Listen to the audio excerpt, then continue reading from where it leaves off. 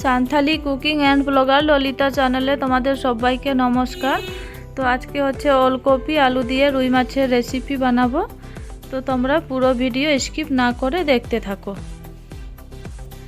এখানে আমি ওলকপি হালকা করে ছুলে নেব। ওলকপি ছুলা হয়ে গেছে, এবারে লম্বা লম্বা করে কেটে নেব। আলু যেভাবে লম্বা লম্বা করে কাটি ওইভাবে ওলকপি কেটে নেব। আর আলুগুলোকেও লম্বা লম্বা করে কেটে নিয়েছি। এখানে হচ্ছে কাঁচা লঙ্কা, পেঁয়াজ, রসুন আর আদা। আমি লঙ্কাটা একটু বেশি নিয়েছি, আমরা যেহেতু ঝালটা বেশি খাই। এবার এগুলোকে পেস্ট করে নেব। এখানে হচ্ছে রুই মাছ ধুয়ে পরিষ্কার করে নিয়েছি, দিয়ে দেব হলুদ গুঁড়ো আর লবণ, দিয়ে মাছ ভালোভাবে মেখে নেব।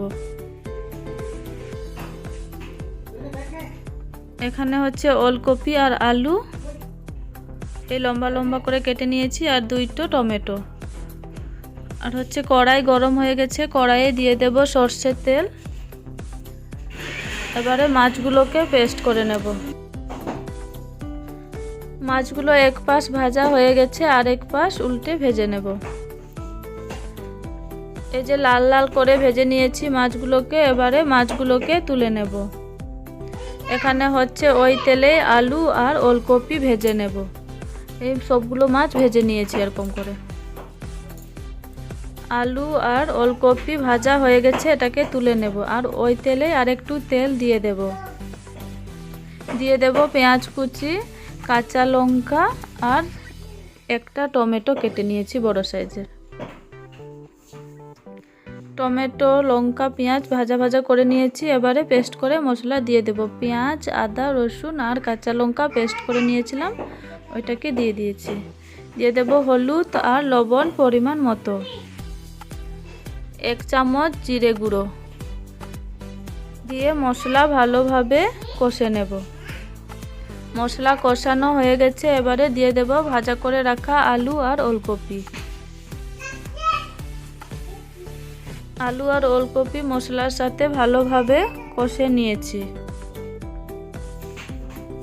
এবারে দিয়ে দেব পরিমাণ মতো জল।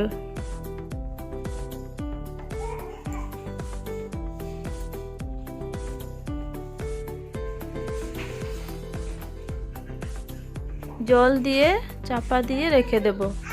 এবারে জল ফুটে গেছে, আর হাফ সিদ্ধ হয়েছে আলু আর ওলকপি। এবারে ভাজা করে রাখা মাছগুলো দিয়ে দেব, দিয়ে চাপা দিয়ে দেব। চাপা দিয়ে আলু আর ওলকপি ভালোভাবে সিদ্ধ হয়ে গেছে, ঝোলটাও শুকিয়ে এসেছে। এবারে দিয়ে দেব ধনেপাতা কুচি, দিয়ে নেড়ে চেড়ে নেব। তো আমার রেসিপিটি তৈরি হয়ে গেছে, ওলকপি আলু দিয়ে রুই মাছের রেসিপি। আমার রেসিপিটি যদি ভালো লাগে তাহলে অবশ্যই লাইক, শেয়ার, কমেন্ট আর সাবস্ক্রাইব করতে ভুলো না প্লিজ। আর তরকারির কালারটা কি সুন্দর হয়েছে।